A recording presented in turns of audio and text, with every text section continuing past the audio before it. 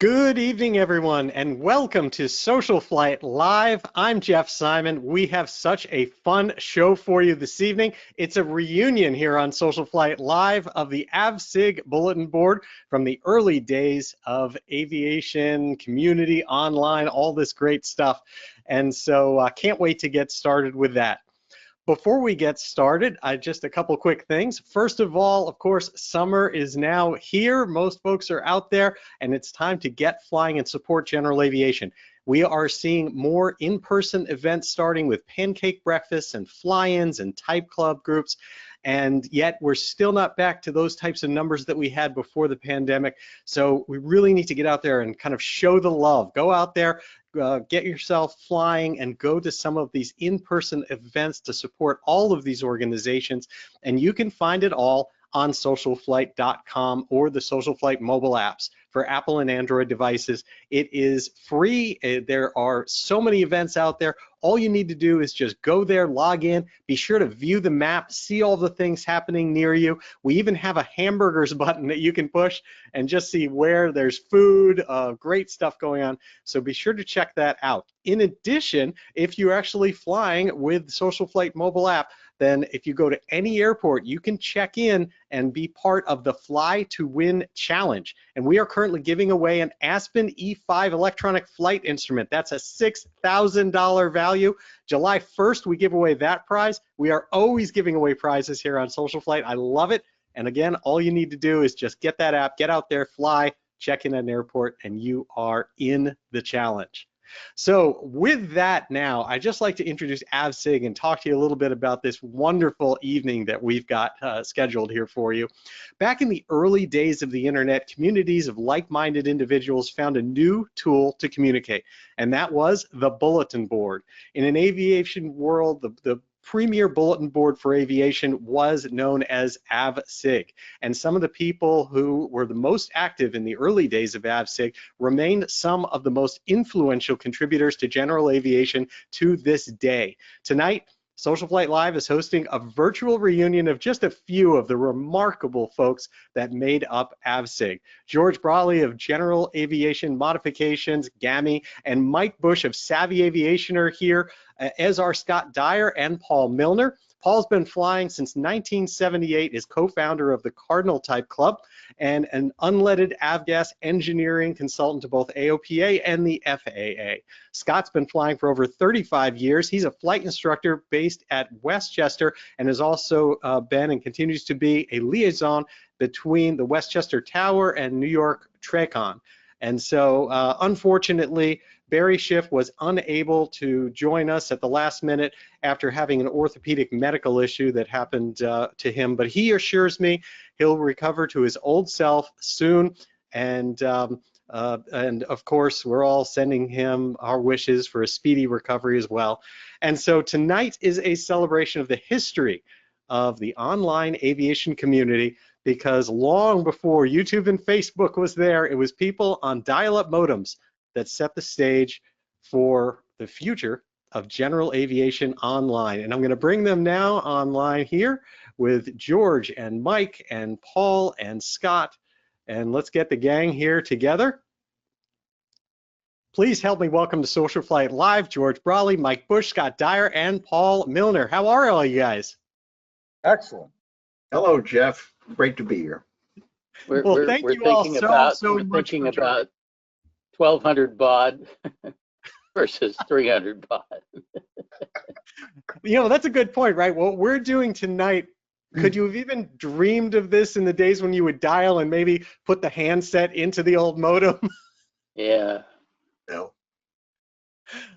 Let's like talk about how it each got started. Mike, we'll start with you, but how do you remember when you first found out about or how you got started on AvSig? Oh, I don't know. I thought everybody knew about AvSig back then. This was, of course, pre-internet, and I don't remember exactly, but boy, we were all so heavily involved in that thing. It was Mike, it was before 1991 because I got on in June of 91 and you were already there. yeah. I got on at about 89, Mike, and you were already there. Oh, geez.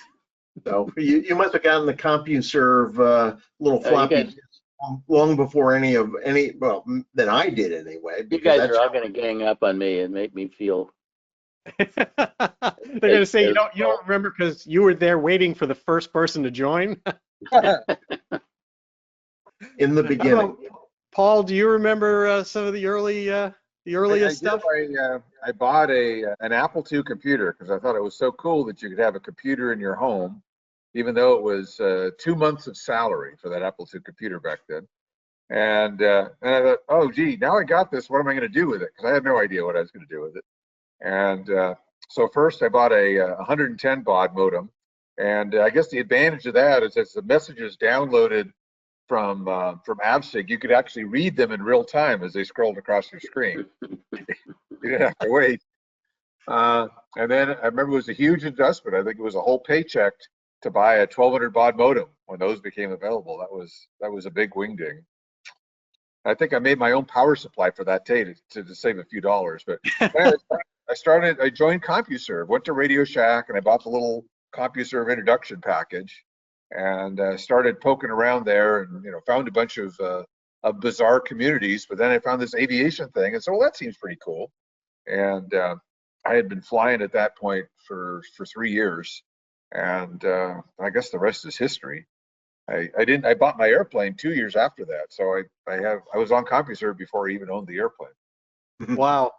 People, I think a lot of people may not even know who are joining and watching tonight that when you go back to those days, it wasn't even real time, as you mentioned. You would dial up and download everything that was there because time and access to the internet was very expensive. And so you download it, then you'd write, then you'd post up. Well, the trust fund babies could do it in real time because they could just sit there but even just dialing up and downloading, there were months that I'd spend $100 on CompuServe fees. Wow. Scott, what are some of your things that you remember from early? I got on initially, and by having the CompuServe book package and the big floppy disk and all of that, and it had something called CompuServe Information Manager, CIM, which allowed you to kind of download this stuff and stay online, right? So it would leave you on at 300 or 1200 baud or whatever it was. And this was a great boon, at least for CompuServe, because you were paying them money because you were still online.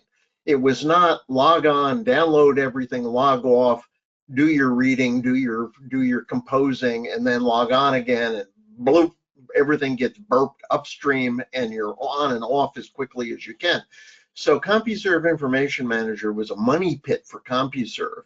And one of the best things that came around was a guy, who was it? Somebody by the name of Wilkes, I think, Paul, who had TAPSIS, which is the access program for CIS, CompuServe Information Service. And it did this burst upload and download. And it was about $80 for TAPSIS. But that was sunk cost. You were done with that. And then you could just do it forever, and your costs were relatively minimal at that point because you were doing everything as efficiently as possible. So TAPSIS was a godsend, and really the only reason why I could even remotely consider affording this. I mean, I was a poor, struggling professional with a young family, and a couple $100 a month. You got to be kidding me. Who does that? That's amazing. And what also I find fascinating is when you talk about AvSig, it's like the biggest names of today all come up. Everyone knows the people that were there early on are some of the leaders of everything to this day, of different groups and technologies, the folks we have here tonight. What's the chicken and egg on this? Was it that the people got involved early, like were very passionate and became this, or did it attract that, do you think? I think part of the solution to that question is market penetration. At one point, there were something like 600,000 pilots in the United States, and about 300,000 of them had been on CompuServe the last couple of months. So it was the place because there wasn't really an internet yet, right? And so everybody would have to have their place to have a sense of community. So AOL had theirs and CompuServe had theirs. I mean, it was a big deal when those different services started linking, so you could actually send email from a CompuServe account to an AOL account. It's like, wow, isn't that cool? We could never do that before. And then I remember when I worked for Chevron for 38 years, when Chevron connected, and I could actually send email from my CompuServe account to my Chevron account at work, and I could actually send a file back and forth and work on it on my Apple computer at home, and then take it to work and work on my PC at work. It's like, this is all magic stuff. Of course, they were all text files, no formatting. But, right. George, I think that was the solution to the penetration. Is it was the only show in town. Yeah, there really wasn't any No competition. competition. AOL didn't have anything comparable. fascinating. George, what do you remember of some of the earliest days of doing that? Oh, I had been deeply in debt, and I made a little money in the spring of '91. And so I decided I was going to do what I'd wanted to do for a long time. I've been borrowing a Bonanza to fly. And so I was going to buy a Bonanza. So I got on, found out, I heard about CompuServe, and I got on to start asking questions on how to go about buying a Bonanza. And so there was a lot of help there. John Haverland, remember John Haverland? Oh, yeah. John knows me real well. And what's really unique about that, his airplane was an A36-222 Sierra Delta. And when John got ready to sell that airplane, I had one of my friends here in town buy it because I knew the airplane and it was a good airplane. That airplane still parked 2 T hangars down from my airplane to this day. And, that's been 40 years ago. So yeah, that worked out fine. I found the airplane. I bought it in early August and I hid it. And on my wedding anniversary on August the 8th or August the 7th, I took my wife to the airport and said, I want to show you your wedding present or your anniversary present. And I had the plane in the maintenance shop. We had a really good maintenance shop and paint shop here in Ada at the time. And so I had them sitting in there and they had it all polished. And I had them raise the door and I told her, I said, here's your anniversary present. And so she was thrilled, immediately named the airplane, and still have that airplane to this day. Just to ask you one of those yes or no questions, George, yes or no, that was your first wife, right? It was my first wife, but I've not ever been married again since. So. We have tons of people that keep putting online like what their like hardware was that they had and the actual like there's the numbers for I guess what was the username at the time that people had. So it certainly rings a lot of bells for people. That's for sure. I had a Trash DOS 2, Radio Shack Trash DOS 2. Wow, that's like, well, someone said I remember the TRS-80 that was just put on. That's really something. Now, was it organized in a way that was similar to what still kind of exists today on things like Beach Talk and things like that, where you still had like kind of headings or I guess no categories at all, just threads? I don't remember.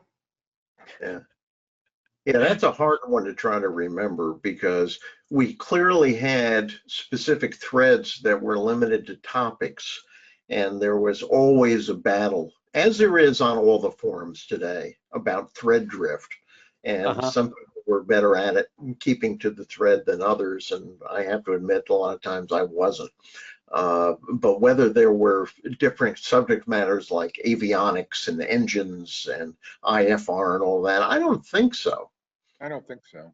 Just the latest stuff as to what was going on. Every once in a while, I'm going to read off some of this because it's so much fun. So we've got Atari ST.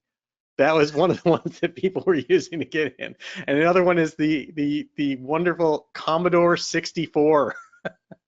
I mean, I hate to say it, but if memory serves, when I first got on, I was doing it using a home-built IMSI 8080. Yes. You were. Computer that I soldered all the stuff together myself, and I was using some sort of a serial video terminal with a cathode ray tube. Oh, wow. Irradiating itself and doing it. Even it sounds even more custom made than Heathkit. So did anybody remember the computer that John Deakin had that he hauled all over the world in the 747? It was a Toshiba of some sort, wasn't it? No, that was later. This was Okay. before. What was the computer that was kind of about the size of a suitcase? Yeah, it was Yes. the very first quote Compact? portable computer. I'm visualizing it. I'm trying to remember what the Paul? brand name was, but I thought it was Compact made that. Yes, I think that's right. Wait, It was we had not- those, yeah, you know, we had those. They were 20 pounds. Is it the one where the keyboard came off the top and had a handle like that you'd carry it? I think so. Yeah. I remember that. Absolutely. Yeah. And people are talking now, of course, the early, it's going by too fast to even read, of course, but IBM PS2s, I had an IBM PC Junior. Deakin used to have the 747 run for JAL from John F. Kennedy to Narita? Narita, yeah. Yeah. And he would haul that thing over there and then sit in a hotel room for 2 days to get his time back. And he'd just play the hell on CompuServe. He was there, for hours at a time. One of the good Yeah, things it was lucky it was the 747, because if it was a 727, they'd have to rework the weight and balance on it. One of the good things about Deakin is, and this will link up, is that part of AvSig was that we had a library, and there were a whole bunch of things in the library. There were great circle distance calculators. There were all sorts of things that you could download and run in DOS and all of that good stuff. One of the things that John put up was a text file that was called Laptop Kit. And what that was something that he put together that had all sorts of jumper cables and alligator clips and screwdrivers and all of that, so that he could burrow into the hotel walls through the phone plug and then connect up his modem to that. And so the first thing I did once I found that was to do the same thing myself. So all around the US and through Europe, I was running a laptop kit in I had this little pouch that was made out of a canvas headset bag. And I carry that with me everywhere. It was tremendous. And it was so amazing when ultimately, oh my God, with hotels, I could just put a modular plug in there and it works. Shazam. That was great. But yeah, Deakin was amazing that way. And we should let there was everybody a string know of about hotels through Europe that had wall plates removed when the maid service came in, right? Yeah, but I put it back, Mike. Mike, Okay.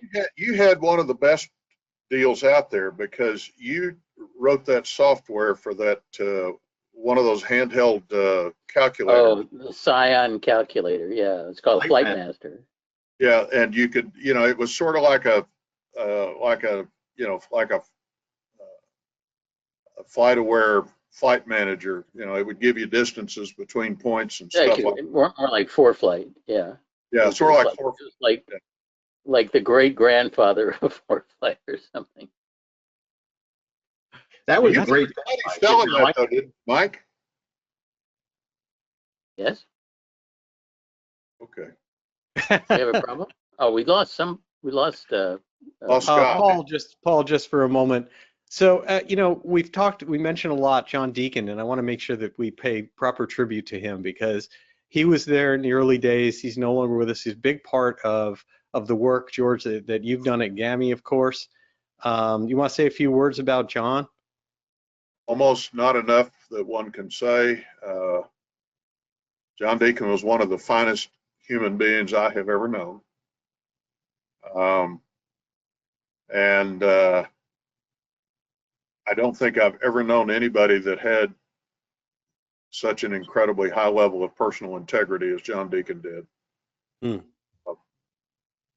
Well, I remember, John, one of the things that happened a lot on AvSig was John would tell his wonderful war stories from back when he was flying for Air America, doing all this Black Ops stuff in Southeast Asia. And so in the mid-90s, when I co-founded AvWeb, I was looking for columnists, and the first person I thought of was John. And so I asked John whether he would write a monthly column. And he said, "Oh no," he said, "I'm not a writer." And I said, John, I've been reading your stuff on CompuServe for years. You are a writer. I said, so it took a lot of arm twisting before he agreed to start that column. And of course, within a couple of years, he had this huge following, you know, because He become a legend in his own time. so wonderful, yeah. But he didn't want to do it. You know, he was really reluctant about. Well, actually, Mike, I don't know whether you know this or not, but you know, he was going to end up writing a bunch about engine stuff. And he called me up and he said, George, if I agree to do this, will you help me with the graphs and the data? Mm-hmm. And you said, of course. I said, of course. And so he was always gracious in attributions and stuff. But Jesus, what a human being. Yeah, there's tons of people who've written in just during this show right now about how much he contributed to their understanding of their engines and their flying and things like that. And obviously, he's deeply connected to what you've done at GAMI with that work, and Mike, who of course all your work on Lean Peak and engine maintenance also. Yeah, the two best Deakin stories I remember, and they're in the book. That book, Full Throttle, that was written from downloading his stories on AvSig. Because John wouldn't take the time to write the book. Everybody begged him to write a book. So Walter and I got together secretly. We downloaded all those stories, and Walter and I wrote the book. Using his stories, word for word, you know, only minor edits. We printed the book, hardback book, had it printed, and at one of the APS class one evening, we were sitting up in the library room with the fireplace going at an APS class in my home here in Ada, and Walter and I had a big box, you know, these books sitting there on the floor, unopened, and we got John down, and John only rarely would have a drink, but we got him one glass of red wine, and we waited till he had about half of it down, which meant he was halfway drunk. And then we said, John, we've got a question for you. We're going to show you something, and we can't do anything with this without your consent. But when we show it to you, the answer is either yes or no. There's no maybe, or there's no yeah, what abouts. It's either yes or no. And so he was had no clue what was getting ready to happen. And we unpacked that box and handed him the serial number 1. And he looks at it, and on the cover, it's got his picture in the Bearcat, and it says Full Throttle, and he's just stunned. And he opens it up and starts reading the introduction, and immediately he points down here and says, yeah, but, and he's wanting to change something. And Walter said, John, it's yes either or no. yes or no. There's no maybe. And he looks around and he says, oh, okay, well, the answer is yes. Yeah, and where's the rest of that wine? Now, John was a Diet Coke guy pretty much all the time.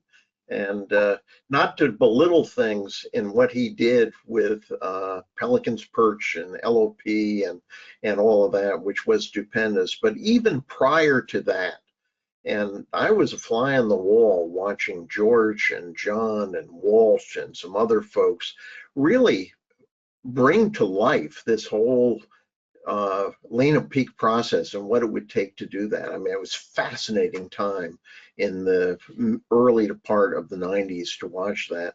And I learned more about basic flying from John Deakin than anybody. I mean, I love my instructors. They were great. They taught me a lot. I learned a lot in my own flying, but it was really John who, in so many cases, I hear him still. Now, he was typing probably at 1200 baud, but I hear him. You know, there's so many good Deakin stories that you really have a hard time picking one. But the two that stand out in my mind, and it's the second one, was the chapter in the book about when pigs flew for Air America. Yes. Because he had a pig that got loose in the back of his beloved C-46 and was running a while to get out of the crate. They were flying pigs into the Montagnard Mounds tribesmen for, for nourishment to bribe them into supporting the military operation. And they used to fly by the Montagnard camps, and they'd push crates of pigs out the window at low altitude. And then they'd capture the pigs, and they had enough food to eat for, a couple of months. But one of the pigs got loose in the back of the airplane, and John picked up the crash axe and went back, and he came back all bloody with a bloody crash axe for the co-pilot to watch him put the axe away. Oh, geez. The best one of those CIA stories was the first CIA story, because he had been in Vietnam for a while, and John was only 18 or 19 years old, because he had gotten his warbird deal back when he was really young. And he was sitting at a bar in Saigon ordering a non-alcoholic beverage, and he started asking questions. He says, "So what's all this stuff about this company?" And the old timers, from the CIA were sitting there looking at him, and he kept talking about this company that we're working for. "So what's the deal about this, quote, company?" Finally, one of them looked at him and said, "You stupid son of a bitch," excuse my French on the air, "you don't even know who you're working for, do you?" And he said, "What do you mean?" He said, "Don't you realize the company is the pen name for the CIA?" John said, "Really?" All he wanted to do was fly. He didn't know that the company was Air America. Yeah. Wow. Hey, Paul, what kind of, do you have any specific memories of AvSig and maybe some things that you learned from that set you on your journey? I don't know specifically how to. Oh, you got to get closer to the mic. I don't think we can hear you clearly. I don't know what it's asking me here. Well, Anyway, I'm Oh, there you go. there you go. Okay. Can you hear me now? Okay. Yes. Well, yeah. So I've been involved, of course, working in the oil industry for many years, and I was sometimes confused and other times bemused by the explanations that people would come up with how things are really working in their engines or were working in the fuel supply chain. And so it's kind of an opportunity to take a little bit about what I knew from my day-to-day existence in the oil company and share it with folks. And then it led me to kind of think about some of the bigger issues, like well, why are we still making avgas with lead in it? That seems like a bad idea. And there was a conventional wisdom in the industry that, well, you can't achieve these characteristics, or you can't achieve these properties without having the lead. But we began questioning some of those things, and I think one of my, I wasn't naive, I don't think, but I remember the FAA kind of led this "let's get the lead out of avgas" thing starting back in 1991. It's only 31 years ago now, so the program's at least getting to the halfway point, I guess. But I went to I looked at the transcripts of a few of these ASTM meetings, and it was kind of distressing to see how all these people were talking past each other. The FAA would talk, and they said, "Oh, well, they obviously didn't understand something by what they said." So then Continental would say something. It's like, well, Continental didn't understand what the FAA said. And then maybe one of the oil companies would say something. It's like, oh, it's obvious that the oil company guy didn't understand what Continental just said. So it was all these people talking in a circle and not even realizing that they didn't know what they didn't know. And so we would talk about some of those things on AvSig and say, well, how do we sort nothing out? changed. I'm sorry? Nothing's changed. Oh, no. Well, like I said, I don't think I was naive, but the first time I actually went to one of the ASTM meetings in person, they had one in San Francisco. And George, I think you were at that one also. And so I was there in the room, and I was kind of watching the stuff, and I asked a couple questions. And so one of the, I think it was a BP guy that I knew, took me aside at the break, and he says, "I don't think you understand what the game plan is here. This is all kind of like lip service. We make money people make money on leaded avgas because BP has been so many people over the years buying and selling different companies.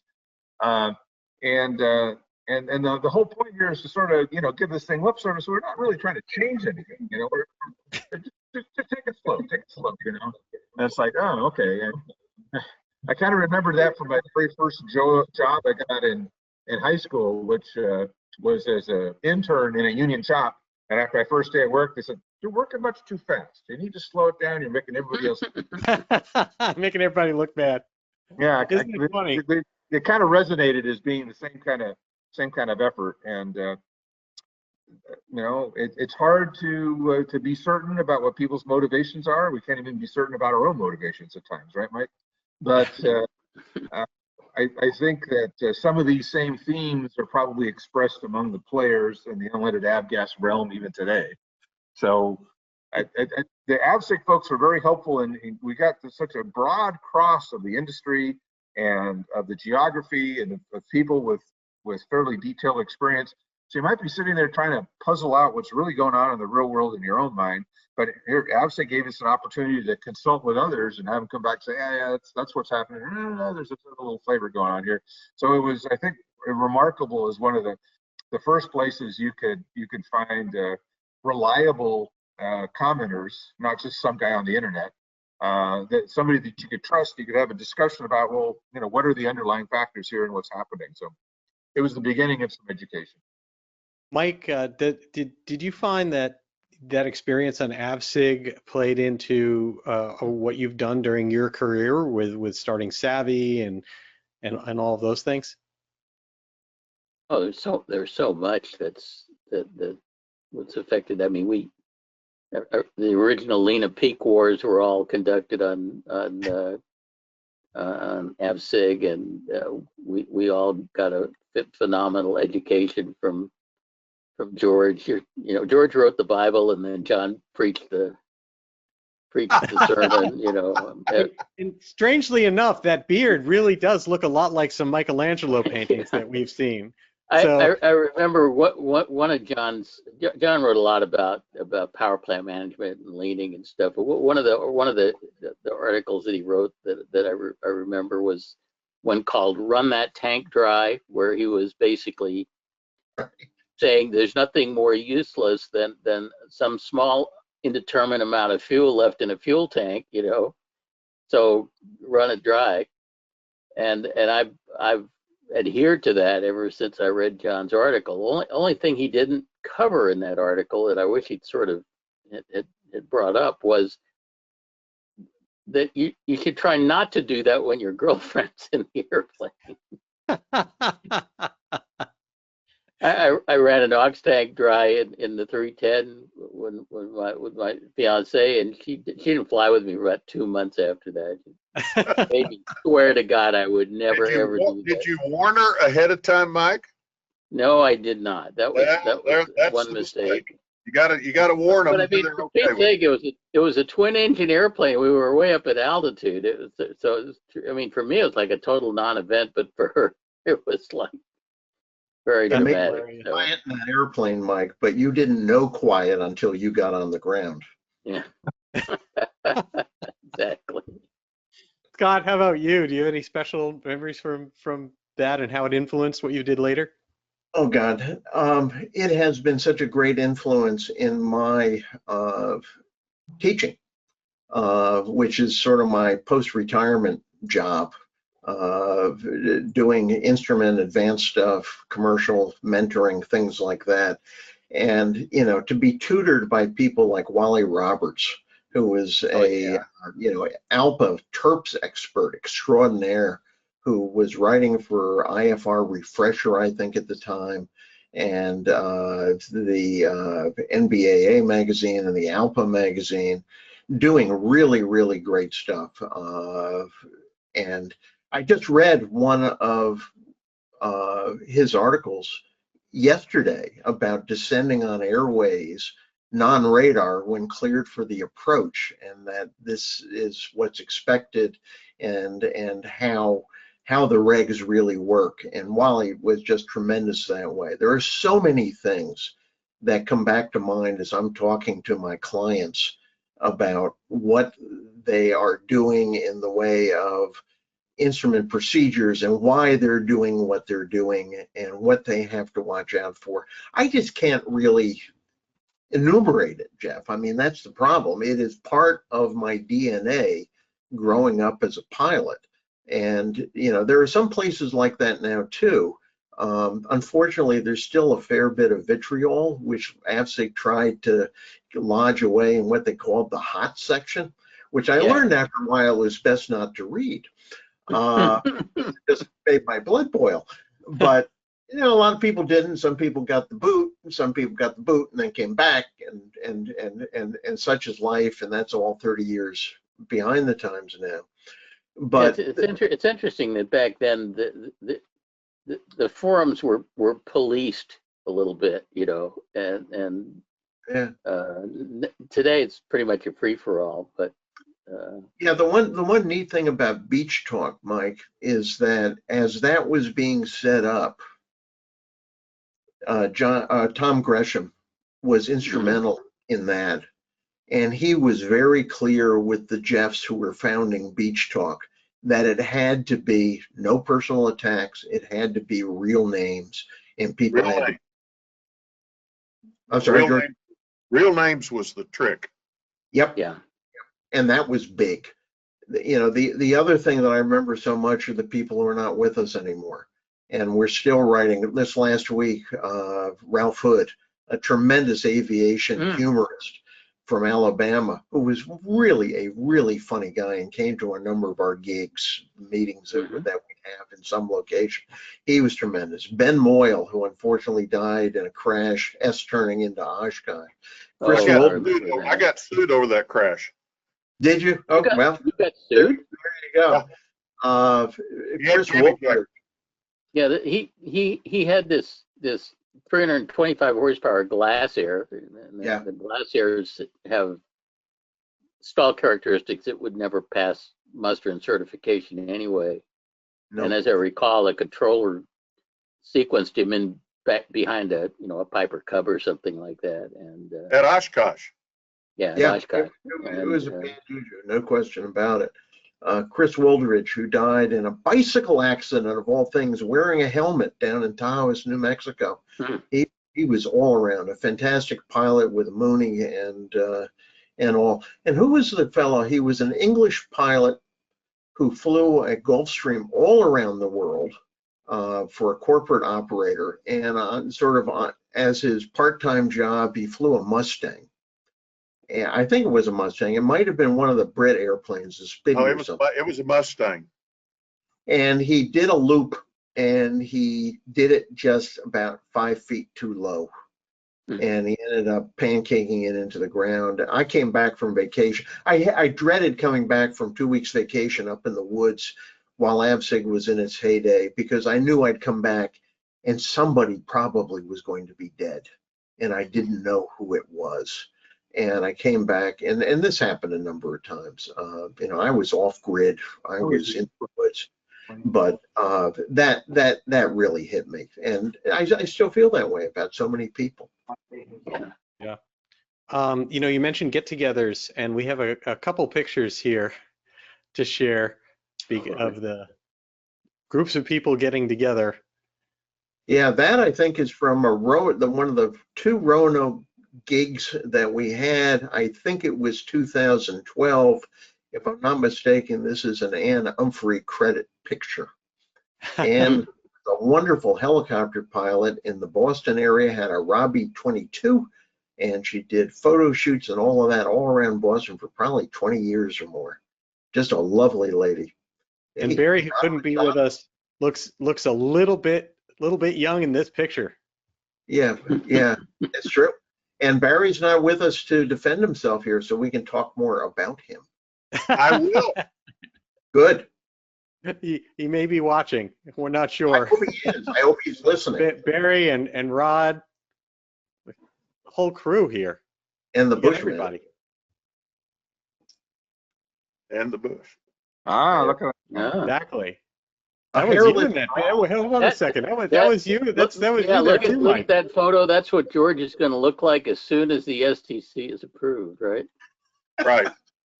Is that so? That's we were talking about that before. So, George, that's the truth that the beard is with the SCC program. Is that correct? That's correct. Gonna be there until you win the national championship of the Federal Aviation Administration, That's correct. and I then think you'll go back to I- looking like this, right? Correct. With the brown hair, more of it. I think we need to throw a big beard party when that happens. Yeah, I think so too. Maybe I do don't that at think Oshkosh. I don't think you can shave that beard off in private. I think that has to be very public. Oh yeah, This is at Oshkosh, right? Sure.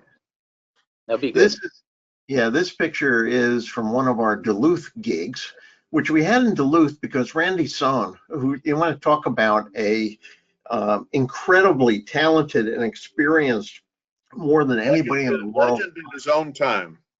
Oh my God, yeah. And don't try to sit in the front seat of his Cadillac with him because there's no room. I mean, the car was a mess. It was terrible. Randy lived in Minneapolis, and he couldn't fly anymore because of ear problems. And so we had this meeting in Duluth for about 5 years or so, so that he could drive there and be part of it. He was just amazing. He flew the CAF. God, I'm getting old. I'm blanking on it. Fifi. The B-29 Fifi out of what was it, Fallon or China No, Lake? the boneyard in Arizona. Yeah, he flew Oh. it out of there to the CAF to work on, and he Wow. just did amazing stuff. I have more recollections of Randy. They're right up there with John. He is just incredible, including Randy's famous comment as a designated examiner, which was an EDPER. He could do any type of aircraft, any size. And his comment was, don't tell me what you can do. Get yourself in the seat and show me. Bingo. And he's So right. the most famous story Randy told was the night before he flew Fifi out of the desert and flew it to Harlingen, where they were going to park it. He got a stepladder and got up there with a can of black spray paint and put spray painted CAF on the side. Somebody asked him why he did that, and he said, because this may be the only flight that the CAF ever makes in a B-29. He flew the plane to Harlingen, and they had a press conference scheduled at a podium, speakers deal, and they had reporters literally from all over the world. And, he climbs out the bottom of the B-29 and he goes over there. They quickly put him up here to speak to the assembled press. And while he was answering questions, there was a reporter from Great Britain who, in a big, thick British accent, said, "Wow, Colonel Son, can you tell us how many hours you have in a B-29? And he looks at his wristwatch and says, "Oh, about 4 hours and 45 minutes. Which is a little bit like Deakin with his radar Connie experience Yes. that was parked at Camarillo for so long. And he basically was able to fly that airplane without having any pilot certificate for that airplane. They were able to drum up a flight engineer. And, John just had tremendous experience in piston airliners and all sorts of stuff. And he was able to do that too. So his first takeoff in that was about like Randy's first takeoff in the B-29. Precisely. That's So- so. Question Yeah, question before is, we did you get make off 3 today, takeoffs and landings? you've got to ask everybody for their most memorable story from AvSig. Yeah, I was gonna add. That's exactly what I'm gonna do next. So if anyone has their most memorable story from that, whether it be a posting or something like that, George certainly wants. He's itching. So we got to go make the rounds. Mike, you've got anything? Oh, I don't know. It's got to be one of Deakin's Air America stories for me. How about Scott? You got anything that you remember from that? Yeah, I got some. I hope this isn't what George is thinking about. But at one point, not too long ago, so probably 20 years ago, maybe 25. Not too long ago equals pre-2000. I don't have the beard, but I might as well. There was a message posted by one of our longtime AvSig guys who had a lot of aviation experience, really flying out of Westchester County Airport and WestAir, where I did a bunch of training back in the day. And the title of the message was "Dick's Gone." This was our member Dick's announcement of his transsexual surgery operation. Oh. And it was just amazing. It was so funny. And, you know, he was no longer Dick. And what a wonderful guy. He was just tremendous. So that we laughed over that a lot at the time. And out of respect, we'll refer to him now as Nancy. Say again? Absolutely. For respect, we'll refer to her now as Nancy. Absolutely. It was Nancy. Absolutely true. Paul, how about you? I always like the little naming conceits that went on. But when I got transferred from Los Angeles area to Beaumont, Texas, actually to Port Arthur, Texas, I started signing all my posts on AvSig remote from Beaumont, Texas, which had several meanings to it. One of which was, I don't plan to stay here forever, guys, you know. But the name thing went on. So we had Chuck Kennedy and we had Susie Kennedy, all right? And so they would always refer to each other as brother and sister, even though they couldn't be two more different people. And then the other point of confusion we introduced is when we moved to Texas, we acquired a dog named Chuck. So we would always, whenever the dog came out, we would say Chuck, in parentheses, the dog, not Kennedy. Or if we're talking about Chuck Kennedy, we say Chuck, in parentheses, Kennedy, not the dog. You know, so we had all those little clarifying mechanisms in place to it was just kind of an interesting place to be. That's awesome. And George, drum roll, please. Well, you guys made this too easy. So who won the Mile High contest? Oh no, where's this going? About Barry. It was Barry. Yeah. That's why I really wish Barry was here so we could. So we had this contest about, you know, how you qualified for the Mile High Club. And so everybody came up with this set of rules, you know, and well, but you had to be the PIC, so you had to be in control of the airplane when you accomplished the appropriate task to join the Mile High Club. And finally, one day, somebody asked Barry if he had ever joined the Mile High Club, and he said yes. And somebody asked him which airplane, and I think what was Barry flying at the time? Either a 47 or something else. I've forgotten. I think it was a 47. But what he was flying it back and forth to Africa. And they said, well, so Barry, you know, you mean you did this because you had to be in the cockpit, you had to be at the controls to qualify under the rules. And they said, so how do you do this in a 4.7? And his answer was, and this is hard to say without screwing it up. He said, well, left foot on the right rudder pedal on the left side, right foot on the left rudder pedal on the right side. By the way, I have a credible source that typed in that it's a 707. It could have been. Yeah, could have been. It's a very credible source. That makes that makes more sense given the description. Yeah. They very left credible foot on the source. right pedal on the left side, right foot on left foot on the right pedal on the left side, right foot on the left pedal on the right side. Well, never mind where the feet are. Would you please ask your credible source where the first officer was? Or maybe it's the flight engineer. I think they both took a trip to the potty. Yeah, that's all we'll say from our credible source. I don't think we're getting more detail right now. Perhaps our credible source wouldn't be here if it weren't for something like that. So that's a good story. I can only imagine what that what the rules were, but I'm sure you can post that somewhere. So one more Deakin deal. One time in the late 1990s, when AvSig was still going pretty strong, I had a chance to ferry a pair of amphibians, lake amphibians, to China. A friend of mine worked there, and they had a pair that they had sold over in Western China. Had to be delivered in Western China.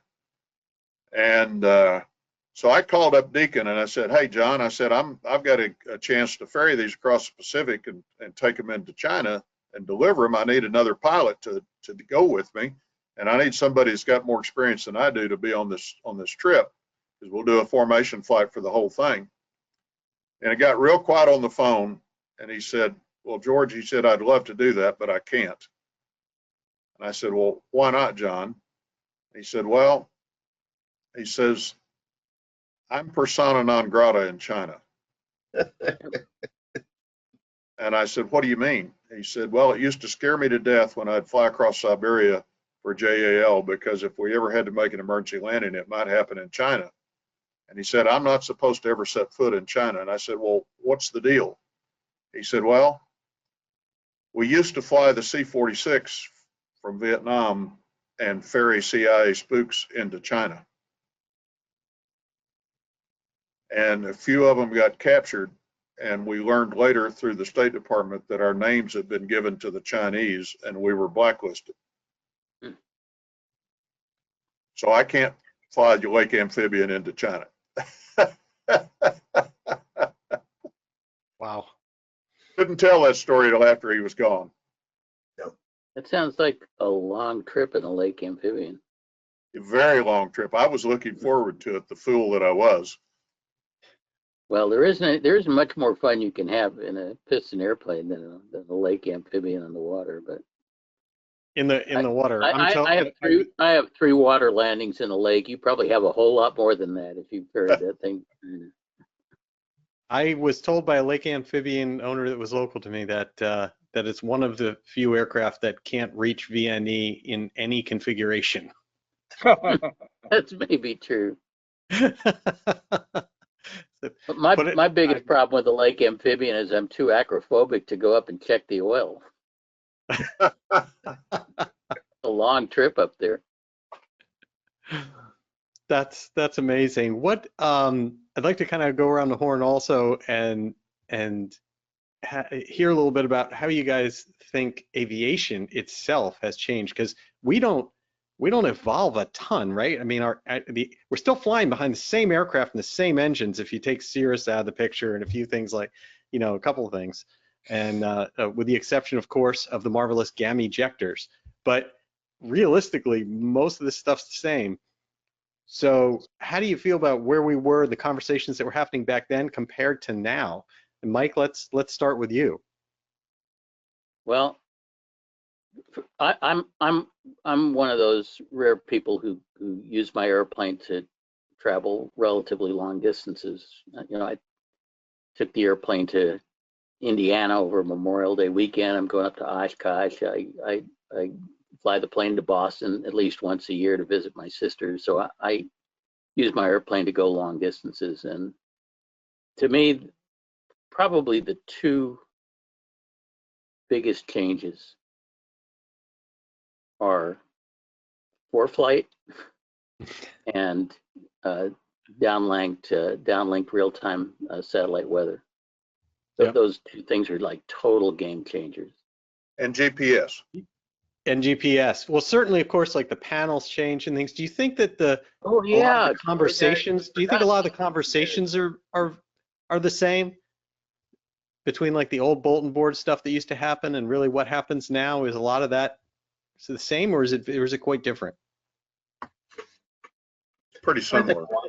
I think a lot of it is different in terms of trying to scope out how different units communicate and work with other units in the aircraft. And so many airplanes now are retrofitted in almost unique one-off ways. And the integration of the autopilot and the navigator and all of that is very different. And there's a lot of that online. We had a lot less of that back in the day. Everybody knew how to run King Silver Crown stuff. We had all sorts of techniques on how to fly an NDB approach, but and that was a big subject of talk, and non-radar procedures. And we're getting less and less of that because of AvSig out.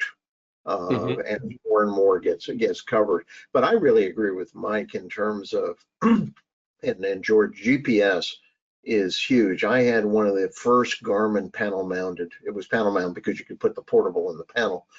GPSs, thanks to Paul Bertorelli, who, you know, nod of the hat to Paul here too, as being part of old AvSig, and his compatriot Russ Russo, who was teaching basic fighter maneuvers on AvSig back in the late 80s, early 90s. But then also downlink weather. Having, you know, when I got XM weather and I could see precipitation in front of me, it was like people removed the blinders, and I could do long distance trips, and it was superb. FliGht's good, and having electronic charts is really great, because I'm about to do a cross-country trip next week, and I had probably 20 pounds, 25 pounds of charge when I did that back in the 90s, and I'm going to have an iPad for this. Yeah, it's huge. But the XM weather is just orders of magnitude better than anything else safety-wise, I think. Yeah. So, Paul, you've obviously in co-founding the Cardinal Owners Organization, you've seen a lot of different things with what people do. It obviously, as everybody's mentioned, the avionics have changed quite a bit. That's a big change in topics, and it sounds like there's less discussion of how you fly to some degree, in terms of like the GPS makes that a lot easier, and more discussion of the avionics and people's choices. What other things come to mind about the big differences if you were to just plop all those same threads out today versus what you see on most of these different groups? I think there's been a big shift in expectation. Pilots now expect to understand what's going on with their engine. And, you know, 30 years ago, or when AvSig got started 40 years ago, basically, oh, the mechanic says to put the mixture control here and set the RPM here. And well, he's a mechanic, so I'm done. You know, that's all I need to know. And so there was kind of a double whammy. The first part is that engine monitoring became inexpensive and fairly high accuracy. Now people had all this data and they had no idea what to do with it, right, or what it meant. So then they would go on AvSig, and very often they'd be pursuing mindless conformity or uniformity. Say, hey, I got a problem here because you know, all my EGTs don't peak at the same number. It's like, okay, well, we don't care about that. That's not an important thing. We have to explain why, right? Or would you please look at this huge Excel spreadsheet and tell me what's wrong with my engine? Oh God. Yeah. So I think the huge shift there was that pilots, not all of them, of course, but many pilots came to think, well, this is something I could actually understand, and I could understand what the forces are here, and what the driving force ought to be, and what I ought to be trying to achieve. And then secondarily, figuring out, well, I've got all this data now, you know, how do I make something sensical out of it to either save myself money or keep from damaging my engine, or God forbid, keep from breaking my engine in a bad place in the middle of the night over some hostile territory. Yeah. I think there's the same thing happened with weather, as Scott was talking about. I remember flying across the middle of the country and talking to flight service, remember those blessed people, and they're telling me that there's a line of thunderstorms from 45 miles north of some VOR I've never heard of, to 13 miles southeast of some VOR I've never heard of, to some other VOR that I've never heard of. And the cumes. You're expected to have a wall planning chart hung on the side of the cockpit where you can plot all this stuff out and figure out what the heck it meant. You know, in the same way, I think George is probably very gratified that it only took him 20 or 30 years to get pilots to start understanding the combustion event and what's going on in their engine. I feel very gratified. It's only taken me about 20 years to get owners more actively involved in the maintenance of their aircraft, and specifically the maintenance decision making, not necessarily the wrench swinging part, but the instead of just turning over the keys to their mechanics and say, "Call me when you're done," that the owners are a lot more involved in the maintenance process now, which I think is good, and it's especially important now because we're facing a big, huge mechanic shortage, and there be more airplanes than there are mechanics to maintain them. Yeah. It's funny because I'll say, as we approach the top of the hour, going into this talk with all of you about the early days of AvSig, if I were to pick a word to kind of define what some of that was all about, it probably would have been community. But having listened to all of you through this evening and reminiscing about all this, I think the word is empowerment.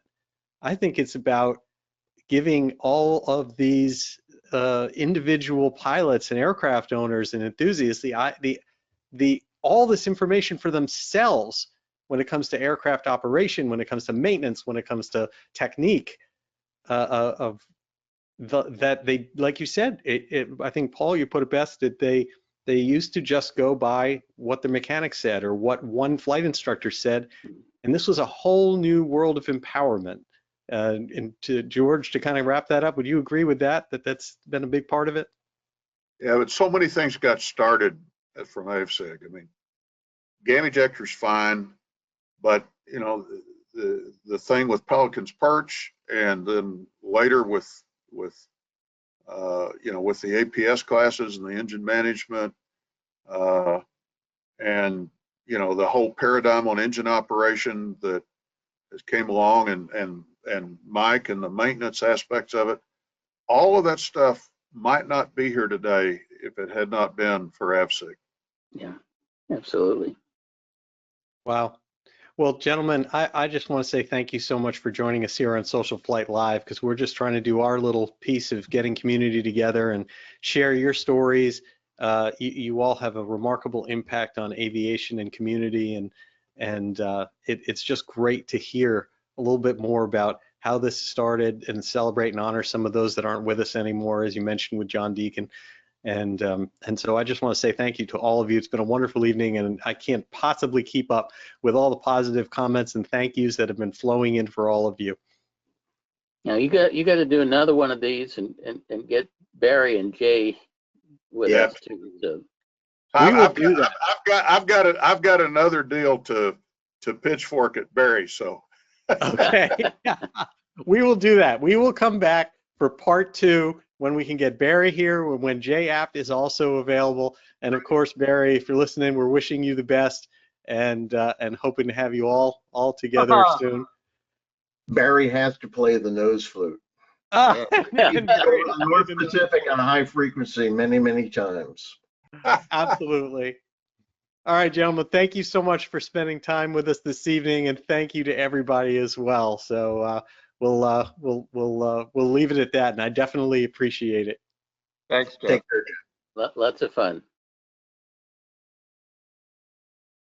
And to all of you, as I get things set here on the end, to all of you, thank you so much for taking time out of your evening again to join us here on Social Flight Live. Means a lot to me, means a lot to everyone that works together to try to support General Aviation. And so with that, again, go out there, get flying, check out socialflight.com or the mobile app. And I wish you all blue skies.